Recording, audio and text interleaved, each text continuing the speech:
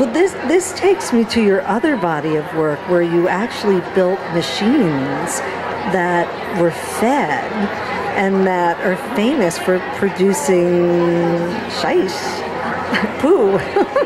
And I read that even museum guards cried when the machines were taken apart, that actual relationships were developed from these grotesque machines that you made.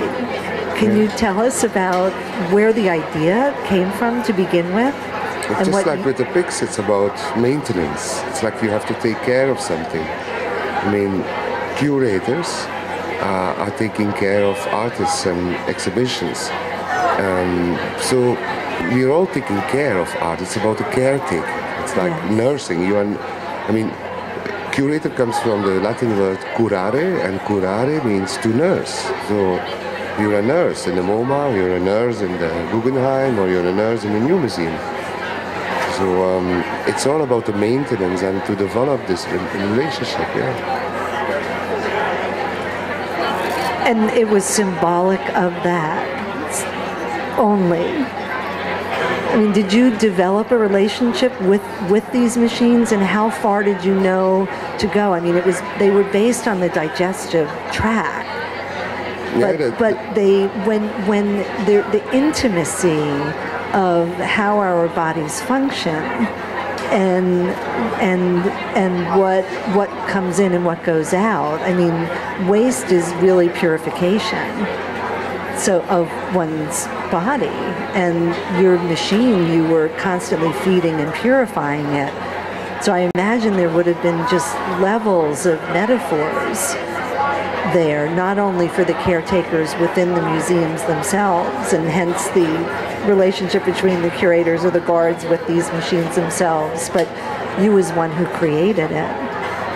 Yeah, I feel myself more like a midwife than an artist with cloaca. It's like everybody could have done this machine. It's just doing it. Yes. There's so many billions and billions of devices who are imitating a function of our brains, like computers and little batteries and cell phones and so on. They kind of all remember things for us. They do some function, some reasoning, some mental function of our brains. So there's so little done in imitating our digestion system, and our system is so complex, and it's all about receiving and assimilating it and making it into your own. In a way, it's like a big metaphor for creativity. You see Picasso, you see these artists, you see comic books, you see films, you read about things, you digest all these things, and the way you digest it makes you an artist. So if you digest this with a special enzyme, with a really in an original way, if you properly digest it into your own craft, then this is what an artist is looking for, to get his own personal form of what he received. You know, if he doesn't digest what he has seen, he would make paintings like Picasso or something. That's correct. They wouldn't be his or her own.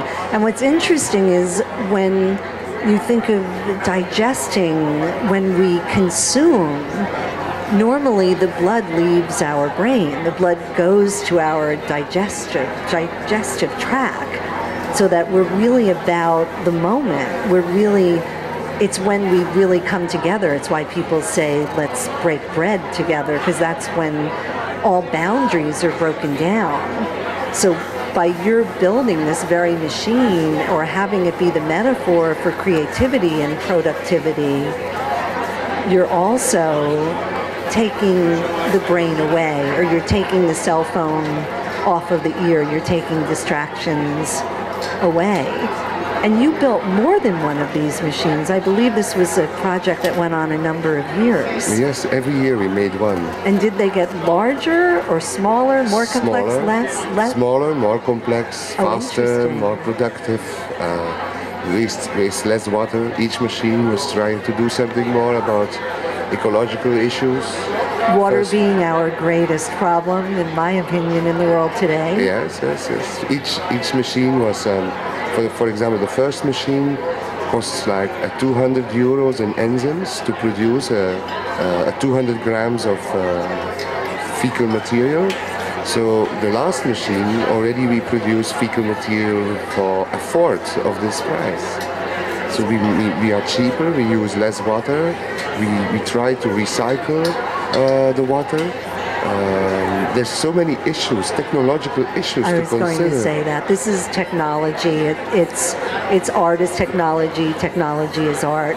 This is why I call you, and I rarely say someone's an avant-garde artist, but you're more than a contemporary or new artist, because you've gone from classicism, beyond modernism, beyond Greenbergian formalism, and you've gone to something that is truly avant-garde. And it's so of our time because it's performative, which for us in the contemporary art world, you know, we're aware that that's one of the major forces going on today.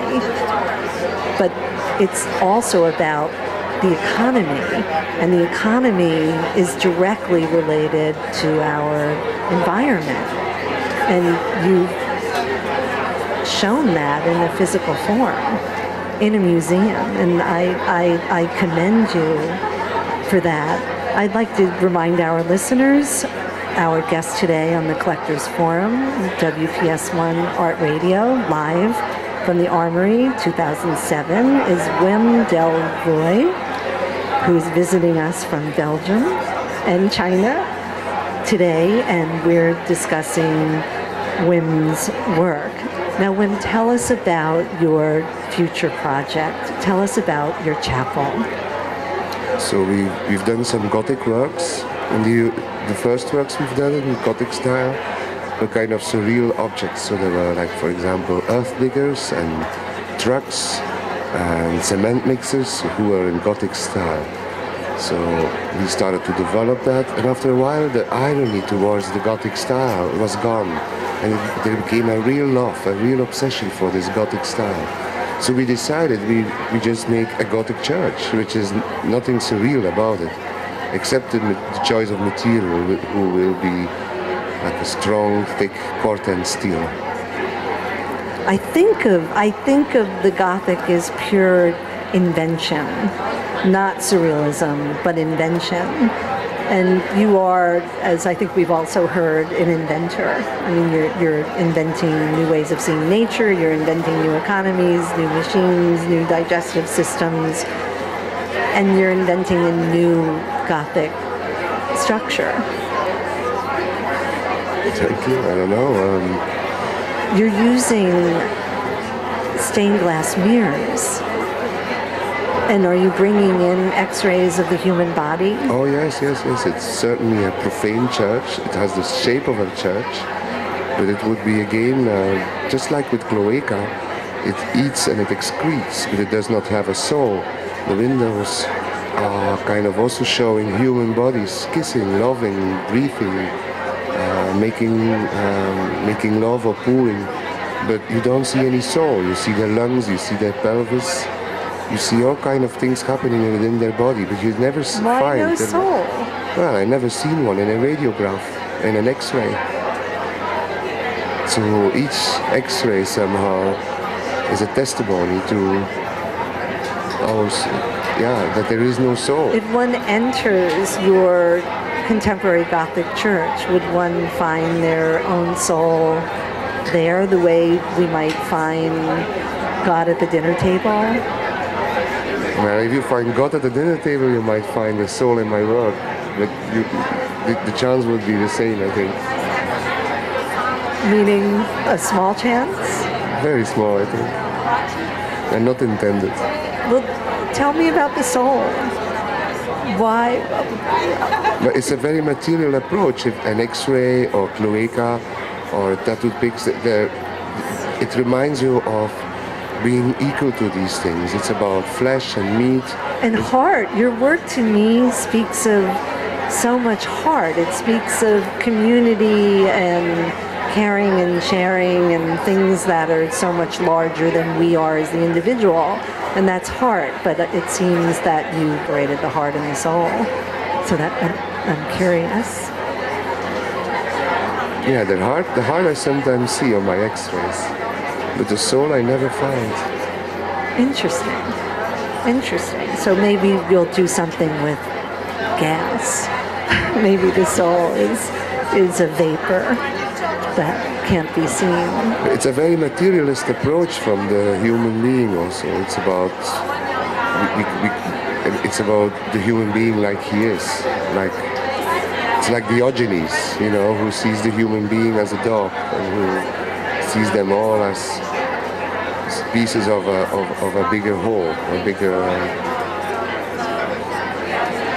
And tell us about the possibilities of the future that you see.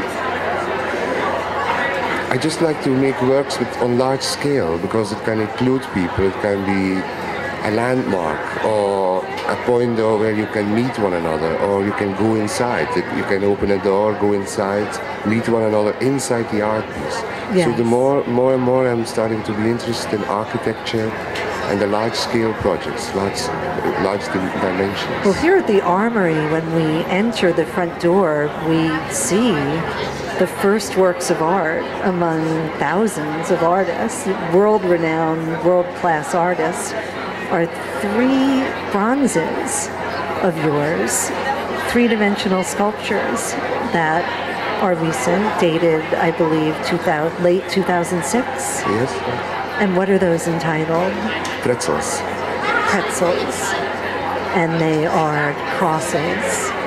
Yeah, crosses are a geometrical form, and you could do stuff like this, where the 2 lines would cross each other. So we put all these crosses, we kept them anthropomorphic. We left the Jesus on. With all these crosses, we did them in mathematical structures, who are reminding you of the double helix. The double helix, who's another approach to life, who's another idea about life. Mm-hmm. So you have all these Jesuses who are like dancing in the space and making this DNA double helix pattern. Wim Delvoye, this has been a pleasure. I would talk to you all day about your projects. They're fascinating.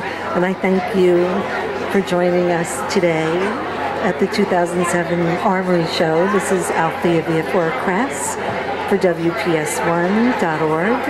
Until next time, goodbye. Goodbye.